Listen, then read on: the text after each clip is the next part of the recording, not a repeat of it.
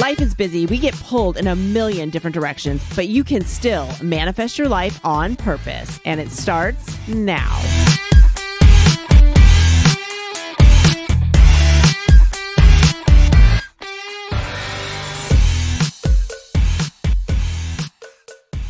Hello, everybody. Thank you so much for joining us today. So I am here live with Susan Swearingen. And, there's so many things going on today in today's world. And it's just a different life for everybody. And in our lifetimes, when has something really happened like this? So I'm really happy to have you here today so that you can share with us some of the things that you do in your daily practice, but also give us some tips and just, share with us first who you are and what you do. Yeah, great. Well, hey, everybody. Thanks for joining. I am Susan Swearingen, and I do a lot of things. I think today, really, the hat that I'm going to wear is really as a mindfulness teacher and mindfulness coach. Locally here in St. Augustine, I am co-owner of a women's boutique, and that's been really lovely because it's really plugged me into the local communities, and I think that's really become even more important as we're going through what we're going through right now, right? So what I wanted to just talk about and share with you and just converse around is this situation. And here in Florida, today was really the official day of stay at home, right? Staying in place. Right. And so we're kind of on this spectrum across the world now of learning what that means for us. And that's one of the things that I've been noticing for myself is what am I really going through? What are other people going through? And in my own life, in my own practice, I do go back to the things that I know work for me. And one of those includes mindfulness practices. So really, what is that? I mean, mindfulness it's really pretty simple. It's pretty much just paying attention to where you are right here, right now, on purpose, like with an intention to do that. And I will add with kindness. So that's the piece that I'm going to talk a little bit more about too. But that's really what being mindful is about. And I think right now in these times where things are really chaotic and uncertain, we can notice that our minds and our bodies aren't in the same place at the same time. Right. And not even just with the craziness of the world. It's almost like a lot of the time our minds and our bodies are not in the same place. Right? It's just a human way of being, right? So right now, we've got overwhelming lives anyway. Probably most of us overwhelmed. Families, whatever the roles that we play, right? Business owner, family, wife, mother, daughter, just person seeking to live a good life, all these things. And then some big thing happens like this, like the pandemic. Let's face it, this is the first time, really, I know in my lifetime, in many of our lives, and maybe even all of our lives, that we've gone through something this large, this widespread. And it's hard. It's hard. And I think the first thing that I wanted to share is that we really are going through a process together. And this is a grieving process. And a lot of people, and I respect this, stay positive, be positive, absolutely. But there's a part of us that I think needs to just say, hey, this kind of sucks. I mean, it does. Right? It does, yeah. Yeah. I mean, absolutely. It's hard, it's new, it's a change, and if you just kind of think about what you know about the grief process through the stage, and maybe you can relate to this. I mean, I can. So first, something happens, an event happens, and there's denial, and for me, it was like, oh, something's happening somewhere on the other side of the world. I'm not proud of that, but I say that to myself. Oh, that's happening. Yeah, it's not affecting. Right. Mm-hmm. I don't feel the effect. Like, oh, I feel sorry for that, but that's going to stay over there, right? And then even in the United States, it starts to show up in the States, and you're like, oh, that's up there. Yeah, right. And I'm just laughing because we all know that sounds kind of ridiculous, but we feel it. We all know that that's crossed our mind at some point. Yeah. Yes. Unless somebody kind of do. that panic. So there's some people that might panic when one thing goes on across the world. They think it's going to rule their lives, right? That can happen as well, but that's still, you can still use, it's still mindfulness. Where are you right now? What are you thinking? How Yes. it's affecting your life? Be aware of that, right? So there's denial in there. Then sometimes we move into anger. Well, you can't tell me not to work. And I mean, right, wherever you are, you have kids in school, you have parents that need you, you have a business, you have a job. I mean, that is real. This anger of like, oh, you can't tell me what to do. I got things to take care of, right? So we kind of move in and out of that phase. And Right. that's also, and then there's this phase of, well, if we just hold off for 2 weeks, and we kind of did this as a country, well, we're just going to close down for 2 weeks, or this is going to happen for 2 weeks, then it'll be okay, right? And we want that to be true. You start to bargain with it. You start to, okay, if we do this for this long, then it's going to be okay. Okay, well, that's yet to be seen. And then we start to move into sadness. When is this going to end? I feel a loss of control. I feel a loss of physical distancing, being able to meet people. I mean, there's some real sadness in there. There's larger sadness going on in the world of deaths, things that are going to be lost. That's real. That is real. And then when we go through that, we do eventually come to a place of acceptance. Acceptance is really realizing that, okay, here's the situation. Here's what it looks like. Now, how do we proceed? Acceptance is not, I'm giving up, resignation. It doesn't mean that I don't care. It just means that in the course of being human, we go through these stages to get to a place where now we can decide how we want to respond. Mm-hmm.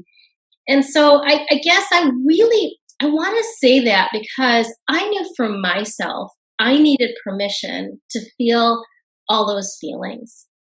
I felt like I was afraid to say how I felt. I had some shame around, why do I feel bad? Everybody's going through this together. What I need to be positive. Like, I'm a mindfulness teacher, for goodness sake, right? Be mindful and be cheery and say it's going to be okay. But the thing about, for me, what mindfulness is it's about being real with yourself. It's about understanding that we are all human. And so, again, every single human, I don't care where you are, what color you are, what religion you are, anything, it doesn't matter. We are actually sharing in this experience of this virus that's happening to us, right? Yes. So that's scary. It's scary. But there's also an element in there that we call common humanity. It's an interesting thread that we can have a common fear, but there is also a common heart there. There's a common base of feeling within us, and we can tap into that. So, as we kind of think about grieving, and some people get a little bit afraid of the word grief. It's okay if you do. Another way to think about that, there's different kinds of grieving. There's grieving over loss, but there's also anticipatory grief. And that is anticipating what can happen, more popularly known as anxiety. And I think so many people in this world have that at all ages, from kids, I mean, throughout our lifetime. And if we're not somebody that like we say, oh, I'm a very anxious person, we do have it at some point or another. Yeah. And I'm glad you mentioned even with kids. I think that, me talking about the grief framework, I offer it as a framework to help us kind of categorize and I think authenticate and validate the feelings that we're feeling. And I do think as friends, as parents, all those kind of roles, once you kind of realize that for yourself, you can offer that to others in your life. A lot of us are caregivers in one way or another. And we all know the saying, you cannot give to someone what you don't have. It's just a basic truth. It's true. So, just staying with yourself and saying, yes, I have anxiety. It's okay. It doesn't mean you're anxious for all the time. It doesn't make you bad. It just means this. a big thing has happened. It is very uncertain. Nobody has answers. And yes, we anticipate a lot of times all the what ifs. What if this happens? What am I going to do here? What am I going to do if this happens? Right? Right. So I think that's just a base of experience that we all come to in situations like these. And so, I've been thinking about how to help. How can I help you? How can I help? Right? I can't give you answers. I can't take away the pain. I'm saying it's okay to have the pain. It's okay to see the emotions. And it's okay, actually, to hold those negative emotions along with positive emotions. That's the point. They all coexist, right? It's not to push away the bad and bring in the good, because you may have had that experience too. You kind of push things away. It's like telling yourself, I'm not going to think about eating chocolate. Well, I'm immediately thinking about eating chocolate, right? Right. Yeah. So we want to balance those thoughts and say that they can all coexist because they all belong together. So let me share with you a couple things that I do. Okay. The first one, right, is when we start to feel that feeling of anxiety, and I don't know what that looks like for you. Maybe for me, it's like contracting in my chest. I'm not breathing. I start to get like inside. I kind of get butterflies. I start to actually, I know something's not right. Same thing. My heart will race, or I do get a tightening in my chest, and I sort of start to feel a bit distant. Almost like I'm taking a step back and just watching. Mm-hmm. And to me, I mean, obviously, as I've gotten older and wiser, as we say, I'm not afraid of it. But I used to be very afraid of any feelings that didn't feel, quote, normal for me. Mm-hmm. But I know everybody has different feelings of anxiousness. Some people will start shaking. Some people will actually get an upset stomach. Some people will actually feel really ill or come down. There's so many different things. But what we're talking about is that it all is, they're all different, but it's still anxiousness, right? I mean, and there's ways that we can help ourselves to cope with that. And the sooner we learn it, we can also teach our children how to, which is super important, because I always feel if we can teach the younger generations these things, if they don't follow them all the time, at least they've got it in the back of their heads and they'll be like, oh, I do remember hearing about this. I'm going to try it, type of a thing. Yeah. And and the thing about that is, even like you were talking about how anxiety kind of produces itself. Here's another one that I notice. I start to get irritated. Oh yeah. You start like your fuse is a little less. So I mean, yeah, and I can recognize it now myself, as you probably can with yours. And I still have 2 children at home and 2 grown. But I mean, my kids have always known, if I say to you, you really don't want me to answer that question right now, they know that's a cue, like whether it be anxiousness or I'm busy or whatever, they're not going to get the answer because I'm not feeling right. You know what I'm saying? So recognizing it, like you said at the beginning. Yeah. Recognizing it first. Right. And that is a mindful moment. Mm-hmm. Even if you're feeling bad and you say, oh, I'm really angry. Well, that you just kind of came awake for that second, right? So when you can catch that, and we've all done that. Sometimes it's a second, sometimes it's 5 seconds, sometimes it's an hour. I mean, we lose ourselves. Right. We lose ourselves in the moment. And so when you realize that, here's a really simple way of bringing yourself back. Because I love what you said. You feel like you kind of left. And really this is about bringing your mind and body together, coming back home to yourself is another way to think about it. Okay. Is this, literally. Look around your room and notice 5 different things. Just notice, like, oh, there's a computer speaker right in front of me. I never really noticed that it was big and it's kind of got these colors on it. Or I'm noticing out the window that, oh, there's these really tall grasses and this blue sky. Or just notice there's a candle sitting next to me and I'm just looking at the flickering flame. And you just kind of do that. And what's happening is that you're actually telling your brain, right? Your brain needs things to think about. That's what the brain is about. Right? By the way, mindfulness and meditation is not about stopping your thoughts. So many people tell me, oh, I can't stop my thoughts. I'm a horrible meditator. It's like, well, that's not what you're doing. You're retraining, you're refocusing your brain away from a lot of the things that you're anticipating to where you are right now, right? So you can do it that way. You can kind of use things that you see, 5 things, just 5 things in the room. And then what you'll find is that, okay, you may start to calm down a little bit, right? Your mind's going to want to keep telling you, no, you had something over here you were worried about. But now if you make some distance, you can kind of decide what to do with that, right? You can always go back to being anxious if you want, Right. or you can decide, oh, I know, what do I need? I need a walk. I just need a walk. You know, like you said, if your kids are like, what am I going to do, Mom? What do you want me to do? And you're just like, I need some space. Maybe you just leave the room for a second. Right. But what happens is that, you know, our brains are incredible. We've got a primitive brain, right? At the base of the back of the skull, we have a reptilian brain. The reptilian brain is the part of the brain that deals with flight or fight or freeze or fate. You know, it's survival. Right. And right now, our primitive brains across the world are sensing there's a threat. It knows, it knows. And that's where these reactions come of the emotion, the fear, what are you going to do? See, the brain starts to want to survive, right? So it's like, what are you going to do if this happens? And then what are you going to do if this happens? That's where that comes from. Right. That makes sense. And that's natural. And you know what? We need that.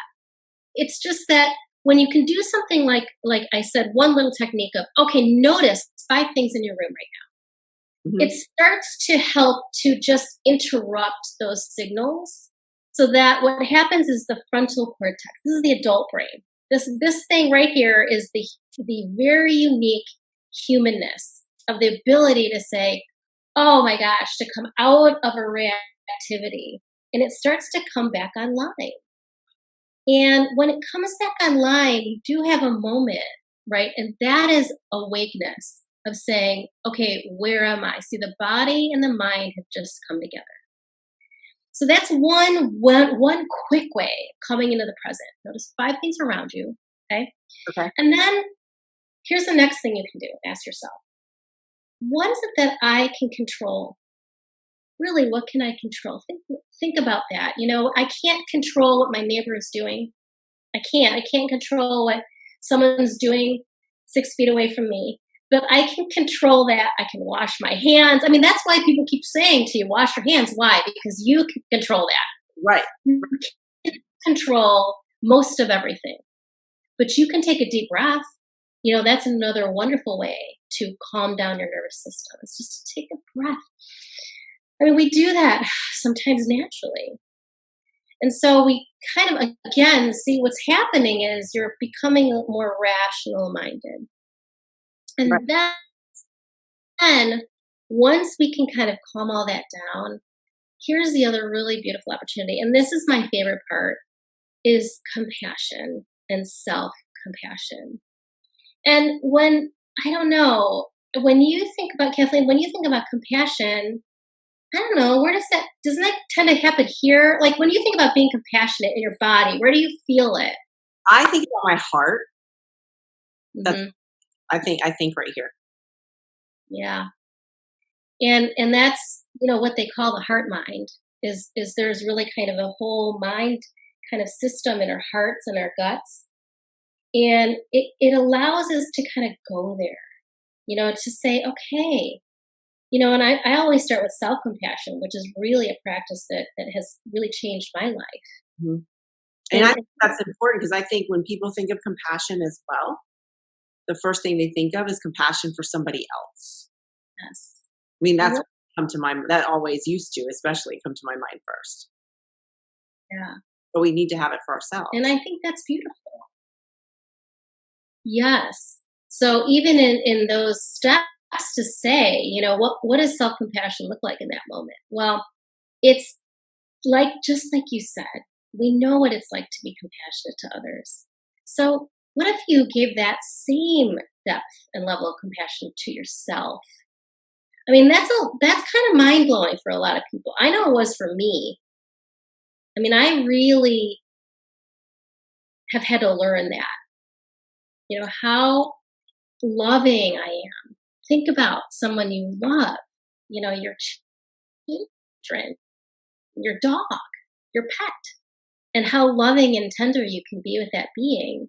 And so, what if we turned it, and they call that a U-turn, what if you took your loving hands and you placed them on yourself, and for a moment said, and this is what it's looked like for me. It's looked like, wow, Susan, I know you've been anxious and you've been really tired.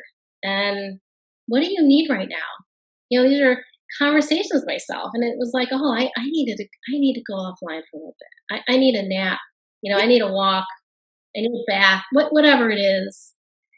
But it's a beautiful way, I think, to turn around some of these feelings that we're having, to say, instead of us, what typically will happen is this, I don't want to feel this, pushed away. Just think happy thoughts, I'm okay. Or I go have a glass of wine or two, or I go eat something, or I do whatever these distractions are that aren't really healthy. You can turn it into something where you can kind of interrupt the flow, come into the moment, and be with yourself. And just ask yourself, what do I need right now? And that is a process that I have been practicing over and over anyway. And I think right now it's something that people can try to bring into their own toolkit of, okay, how do I manage myself during this? How do I really come to reality with myself? But do it in a way that's kind. Do it in a way that's loving. So that's just kind of a quick way of what I've been thinking about is, how do we, one, give each other permission and give ourselves the permission to feel all the feels? Feel all the feels. Right. Just, it's okay to feel angry and sad. You don't want to live there. Yes, that's what right. You can't, but you do have to feel it. But I think that's where people get stuck. They're just mad, or we're hearing it more and more these days. Not that we're talking to as many people by any means, but if I'm on the phone or I hear, yes, but this, yes, but that. And I think when they set up camp there, that's where the issue comes in, because it trickles down. And I wanted to say that as well, because now everybody is inside, right? So if you're somebody that has a significant other or children or whomever you're living with, you're around them probably way more than you usually are if you're not typically together all the time. And so they are trying to get used to that stuff too, right? They're trying to get used to that. And they're not sure how to deal with not only themselves, but now this person is really annoying me. And so then if that person starts with but oh my gosh, this is happening and this is happening. If you're that type of person that gets anxious, you might feed off of that and therefore make your anxiety feel really bad. So with the tips that you're saying, right, we can each take a hold of ourselves and maybe help our kids with that as well. Yeah, I think it's real, and I appreciate that. I think that's the thing. It's not that the last thing we need right now is to add some other activity that we have to do to get better. Right. That's not what we need. And so I think, here's something else that you might try. Take an activity to practice with yourself. Take an activity that you do, like taking a shower. Like, I've done this with myself. I'm like, taking a shower might be one of the most mindless activities that we do, because we do it on a regular basis. Like, who even remembers? I don't really. It's just something you do. Right. But, if you're usually, even moms, I know kids still want to be there. Their hands are poking in and mom, that kind of stuff. Even if it's for a moment, I take it, really take it for yourself, because it's already something you're doing. And if it's something that you can kind of squeeze anything out for yourself to get yourself okay, do it. Look, our 5 senses are all gateways to mindfulness. They're actually the gateways to our heart. So it sounds so funny, but like this morning in the shower, I was like, wow, I spend a lot of time figuring out what kind of shampoo I want to buy. Like really, like what's the kind? What does it smell like? And I like never friggin' smell it. Like I never pay attention to it. Well, so when you're in there, you're not. You're not. But you're right. Maybe pay attention to that. Like when you're yes.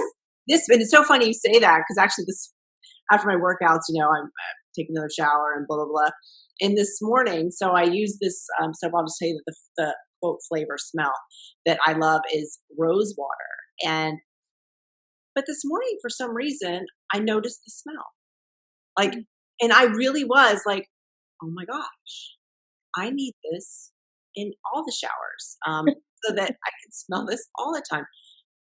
But it did put me in a little bit different place too. You know what I mean? I was actually enjoying that. And it sounds crazy, but it did bring my mind off of other types of things. And I love that idea of the things that you're doing anyway. Try to focus in on that. And some people that are listening, if you've never tried it and you're thinking right now, that is the silliest thing I have ever heard of, you have to try it. Because like you said, Susan, this is not all about adding something else into your life. This is about what are you already doing now, since there's enough going on, that you can actually become a bit more mindful in your daily life. And then if you're doing it with things that you already do anyway, you're going to start using that that's going to become a habit too. So you'll slowly start to feel those changes, right? Yeah, you do. You do. And here's what's cool, really cool about it is that this is researched stuff. Like it's like there's all kind of brain research is kind of blowing up right now. And really what you're doing physically in your brain is you're rewiring it. You're creating new pathways. When new neurons like that fire together, they wire together. And so I know it sounds so far-fetched, but it is true. If you take anything, brushing your teeth, when's the last time you really paid attention to putting the toothpaste on? Again, I choose my flavors. I don't pay attention. I like that. Right? So the coolness of the water, and in the shower, I loved your example of rose water. That's just so already I'm like, ooh, rose water sounds nice. So enjoy it. The suds, the feeling of the water on your skin, the hearing the shower on and kind of this inside world you have. There is so much beauty in that, even if it's just for a moment. And it is something that as you do more and more, it does start to rewire your brain. And here's the key. Let me say something about this though, because here's the other thing I don't want to do is I don't want to create more stress. Because here's what's going to happen. You're going to be in the shower and maybe for a second you'll be like, oh, this shampoo smells great. And then I'm going to be like, hey, what am I going to have for breakfast? I don't think I have enough food. Thoughts are going to come in. They will come in. And here's what you do. You don't do, oh my gosh, I suck at this. Like I totally don't remember. Right. No, you don't do that. Why? We don't need more of that in our lives. Just here's what you do. Like when you train a puppy and a puppy makes a mistake, you gently bring the puppy. You just say, oh my gosh, I lost myself. I'm just going to come back and I'm going to notice the water. And even that gentleness, that's a nice way to be with yourself. And that will also continue to help cultivate what we're talking about. It's a kindful, mindful way. And that's your self-compassion that you were talking about. Being compassionate. Like you would talk to someone else. And I know I've talked to my kids about this too when things are going on. What would you tell your sister? Or what would you tell your brother if they were coming to you with this issue? Because I know it's somebody you really love, or what would you tell your best friend? Yes. That's what you need to tell yourself. And that is the self-compassion thing. And I think, I keep saying kids just because we both have children. But we also know that right now people are home with their children, so these are things too, they can start practicing their own self-compassion and exactly what you're saying to do by saying, okay, then if we can't quite get our minds wrapped around that, is that to me, I feel like we're born to have self-compassion, but we kind of slowly get out of it, because somebody says, oh, you can't do that. Or, you're not really that good at that. Or, oh my gosh, or they get you revved up, right, over something that they're anxious about. So that's all what you're talking about is being the self-compassion. And that's something that we have to relearn. We do have to relearn. And that's why I think the mindfulness stuff is so important. It's not about sitting in the woods on a bunch of leaves. Or however, I think some people that don't practice mindfulness, that might be the first thing that comes to their mind is, I do that stuff kind of a thing. But this is for everybody. This is everyday life stuff that can be done. And it's simple. We say it's simple because it doesn't take long.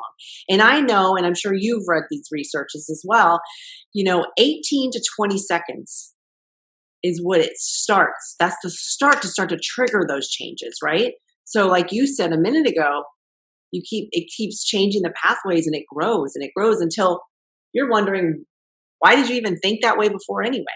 Yeah. You have to make yourself think the ways that aren't good. So, and I'm not saying that you're ignoring the bad parts. I'm just saying that you've kind of overridden them. And sometimes if you do, and here's the thing, like we're not going for perfection. Right. We're going for progress. So there is going to be a time where, look, this is a traumatic time right now. So a lot of trauma is kind of being conjured up in us. And we just have to know that. But here's the thing. When you do something and you feel like it wasn't the right thing to do, or you feel bad about it, or it wasn't, whatever these judgments we have, even that deserves your kindness. To say, okay, I did that again. So come back to the moment. And how do I just be with myself for just the moment? Forgive myself and move on. And that, all of this, it's not striving here. I'm not, in any kind of striving is not being compassionate with yourself in the moment. It's really saying what is happening right now and saying, okay, I see that. I come back to it and I say, okay, now what do I want to do with that? And that's the practice. It's simple, but it's not easy. Yeah. Well, and it takes consistency. It takes, when you try to change your mind, mindfulness or mind about things, it is work because we're not used to it, right? If you're not used to it, it will feel like work. And that's what we were saying before, is it gets to be a little bit easier it gets to be a whole lot easier over time. But then we start working on it. We're still working on it. Every day, I know you work on your mindfulness. I work on mine every single day. I think of it as working out. I mean, I'm not going to work out, for a week and then decide, I'm good for a few months. I'm not going to get that benefit. So it's an everyday thing. I don't want to keep you too much longer because we're going to definitely be talking a whole lot. What is your thought? So if a mom, for instance, is listening to this, or a dad, who everybody's home, right? If they're thinking, or you're a single parent, whatever the issue is, and you think, I have no time. Like, I don't even have time in the shower because, like you said, if you've got little kids, you got them all parked right there, right? That's their time they want to talk most. I would think, because this is the stuff I did when my kids were younger, was I would get up early.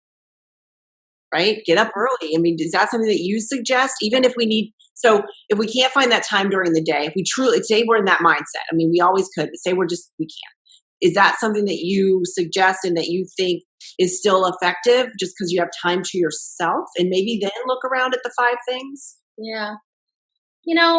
I that's a hard one, right? Because I know, I feel it. I feel it. It's really hard. And then wouldn't even want to put pressure on anyone to say, try to get up early, because sometimes we're just exhausted. But what if it's 5 minutes early? Or what if you're staying up? Maybe try. Here's the thing. Here's what I would say. Okay. You are going to try something. When you first wake up, take 3 deep breaths. Okay. Just feel yourself, just any time that you can notice and breathe. We're breathing all the time. Take a deep breath. Lay in your bed, take 3 deep breaths. Feel your body on the bed. Move around your fingers and your toes, and then get up. But there will be moments, when you're starting to, with your kids, and maybe everybody's crazy at breakfast, and you're cooking. As you're cooking, just take a deep breath and notice, I'm cooking. Just tell yourself, I'm cooking eggs right now. I'm right here. I'm in my house.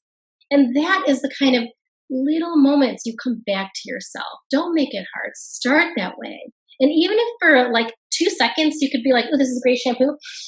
Yeah. I did it. Celebrate that, because that can be a big change for yourselves. So that is absolutely something that just keep trying. And we'll talk some more because I've got more. Oh, we have a whole lot to talk about. And I think, and this is, whether it be a time like this, which there's change going on all over the world. This is one time that everything is just different.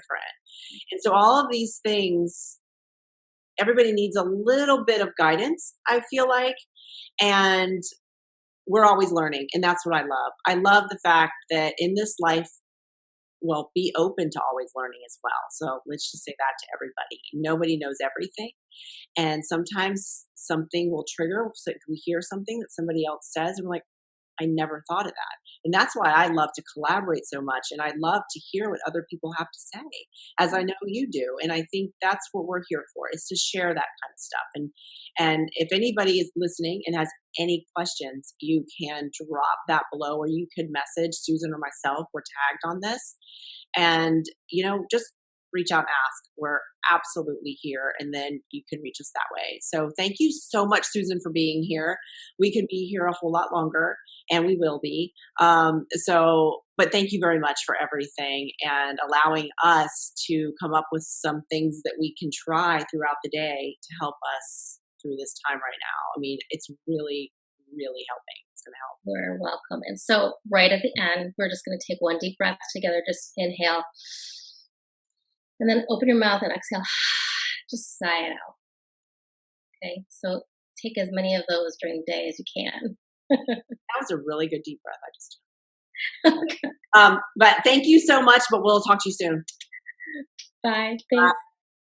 Hi, my name is Kathleen Miner. I am founder and president of Hopeful Handbags, a global nonprofit 501c3 and charity organization. We give hope and support to women who have gone through domestic violence and other detrimental situations. It's time to raise awareness that domestic violence is not okay, and that there is help and support all over the world. You can donate money, handbags, or necessities that will give hope to these amazing women. Never underestimate the power of hope. If you or your business would like to become a corporate or local sponsor anywhere in the world of Hopeful Handbags, please contact me at hopefulhandbags.org. That's hopeful, HOPEFULL, or KathleenMiner.com. And you too can give hope.